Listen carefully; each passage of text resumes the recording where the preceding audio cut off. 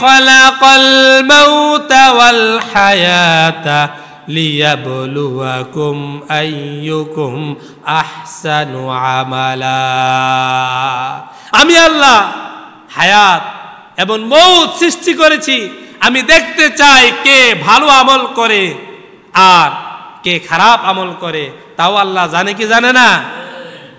আল্লাহ মানুষকে সৃষ্টি করেছে ভালো ভালো আমল করার জন্য, খারাপ আমল নয়। যদি খারাপ আমল হয়েও যায় আল্লাহ তাআলা বলেন তাওবা করো, ইস্তেগফার করো, যিনি তোমাদেরকে ভরপুর রহমত দিবে তিনি কে? আরো জোরে বলুন তিনি কে? আল্লাহ।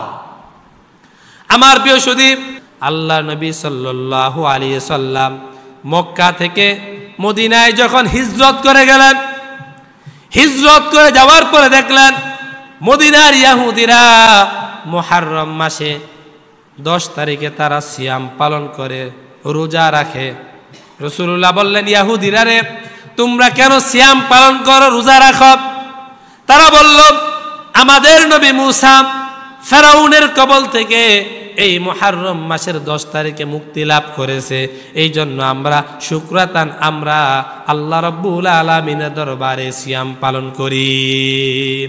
রাসূল বললেন, আমার ভাই মূসা, আমিও নবী, তিনিও ছিলেন নবী, তিনি মুক্তি লাভ করেছেন, এই জন্য তোমরা শুকরাতান সিয়াম পালন করো, আমরাও সিয়াম পালন করব।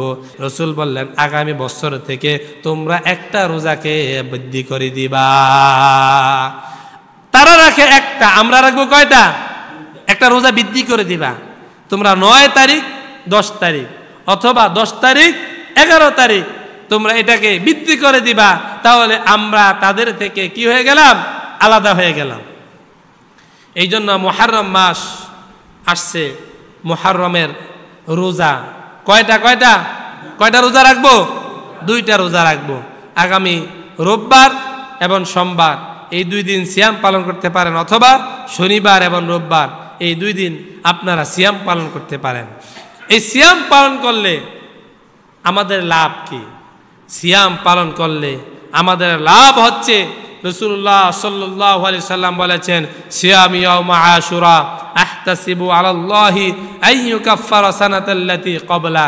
যে ব্যক্তি এই মুহররম মাসের সিয়াম পালন করবে, আল্লাহ তাআলা পূর্বের 1 বছরের জীবনের গুনাহ খাতাকে আল্লাহ তাআলা মাফ করে দিবে।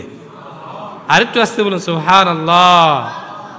এই জন্য সিয়াম পালন করলে একটা অফার আছে, 1 বছরের যত গুনাহ আছে আল্লাহ তাআলা এই গুনাহগুলোর কাফফারা হিসাবে একটা সিয়ামের বদৌলতে আপনার জীবনের গুনাহ খাতা মাফ করে দিবে। আর কবিরা গুনাহগুলো আল্লাহ তাআলা তাওবার মাধ্যমে ক্ষমা করার আল্লাহর ক্ষমতা আছে না নাই?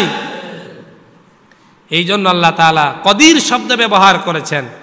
আল্লাহ তাআলা তিনি হচ্ছেন সমস্ত ক্ষমতার মালিক। কারণ আল্লাহ যদি কাউকে ক্ষমা করে দেয়, কারো কাছে কি কুফিয়ত দিতে হবে? কারো কাছে কি উযর পেশ করতে হবে? পেশ করতে হবে না।